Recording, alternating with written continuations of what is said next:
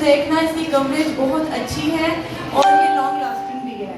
ठीक है, इससे मतलब स्वेटिंग भी नहीं आएगी और जैसे ऑयल जो स्किन छोड़ना शुरू कर देती है वो भी नहीं होगा, और हमारी जो बेस है वो ग्रे टोन में भी नहीं जाएगी। काफ़ी सारे लोगों की प्रॉब्लम्स होती हैं कि उनकी जो बेस है वो मेकअप के बाद जब वो मेकअप करते हैं कुछ मिनट्स बाद वो ग्रे टोन में चली जाती है। तो ये आप देखेंगे कि ये जो बेस है ये ग्रे टोन में भी नहीं जाएगी।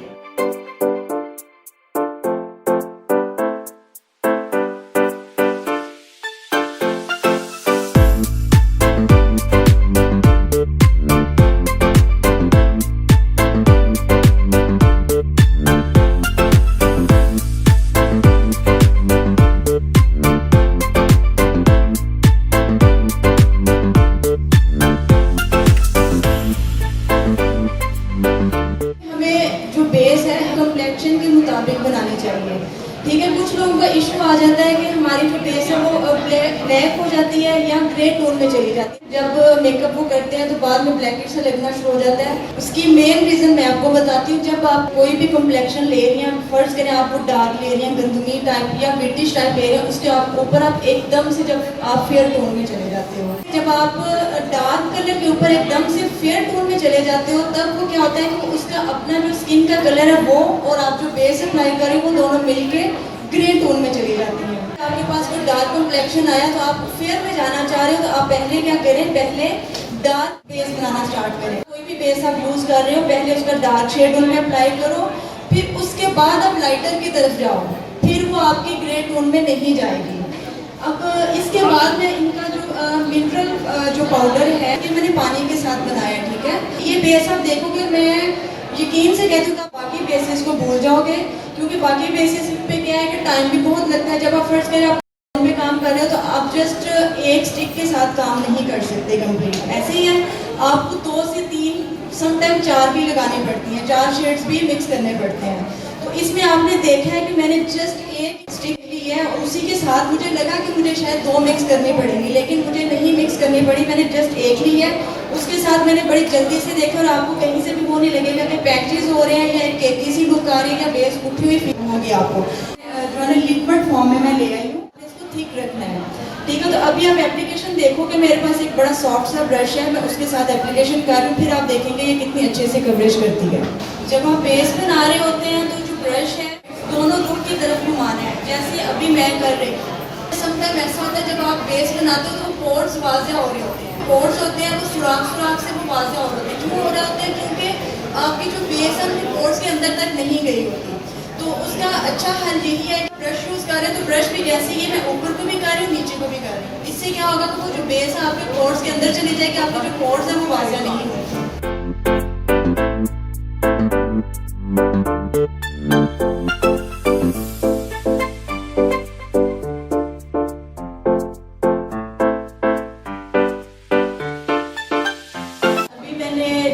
सामने मिनरल फाउंडेशन बनाया था इनका, वो मैंने मिक्स करके लिक्विड फॉर्म में उसको देखिए कितनी जल्दी से अप्लाई कर दिया है। ये जब ड्राई होता है तो पैचेस आना शुरू हो जाते हैं। ऐसा फील हो रहा था कि जैसे वो अनइवन जो है वो हमारी स्किन टोन हो रही है। पैचेस को खत्म करने के लिए जब वो ड्राई हो जाएगी फिर आपने एक सॉफ्ट सा ब्रश लेना है जो लूज पाउडर के लिए हम यूज़ करते हैं, उसको फिर आपने सर्कल मोशन में आपने उसको चलाना है, फेस पे घुमाना है सर्कल मोशन में। उससे क्या होगा, जो भी आपको अगर कहीं पैचेस नजर आ रहे होंगे वो बिल्कुल इवन हो जाएंगे। फेस इनकी देख रहे हो आपको बिल्कुल इवन लग रही होगी, आपको मेरे ख्याल से ओवर नहीं लग रही होगी कि कुछ ओवर हुआ है।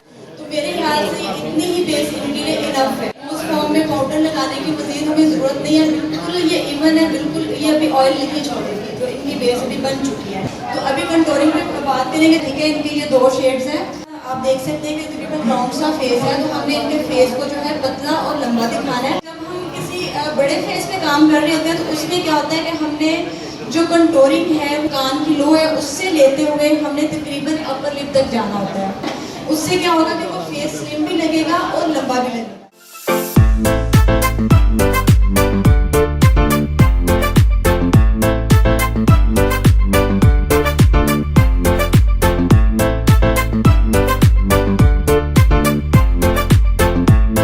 कंट्रोलिंग शेड जो है वो अप्लाई कर दिया है। अभी मैं क्या करूँगी, उसकी ब्लेंडिंग करूँगी। ठीक है, इसको ऐसे ही नहीं छोड़ना, इसकी ब्लेंडिंग करेंगे हम।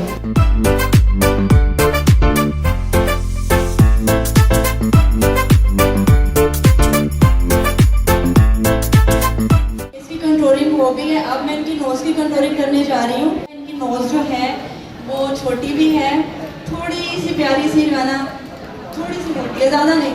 इसको हमने स्लिम लुक देनी है, तो हमने इसको पतला दिखाने के लिए हमने क्या करना है वो आप देखिएगा। उसके लिए मैं एक पतला सा ब्रश ले रही हूँ और स्लिमर लुक देने के लिए इनकी नोज को जो मैं लाइन है वो बिल्कुल इनकी नोज की टॉप जो है साइड, वहाँ पे मैं लाइन खींच रही हूँ, आप देख सकती हैं।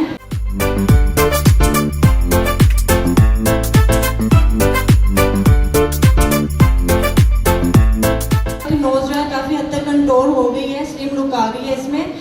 अभी मैं मज़ीद इसको स्लिम लुक जो है देने के लिए हाइलाइटर अप्लाई करूँगी इनकी नोज के बिल्कुल टॉप पे।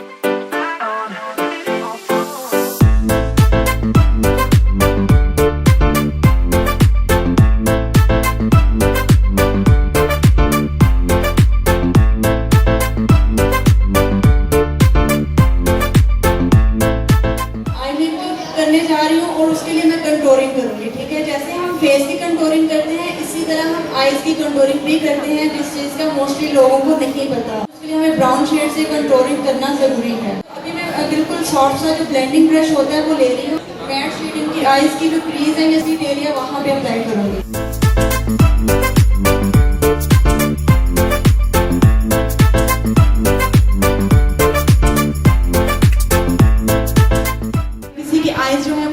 सी होती है, ठीक है, गिरी हुई आईज होती है, जैसे स्वेलिंग होगी, जैसे जो ऊपर वाली स्किन है वो नीचे गिरी हुई होती है।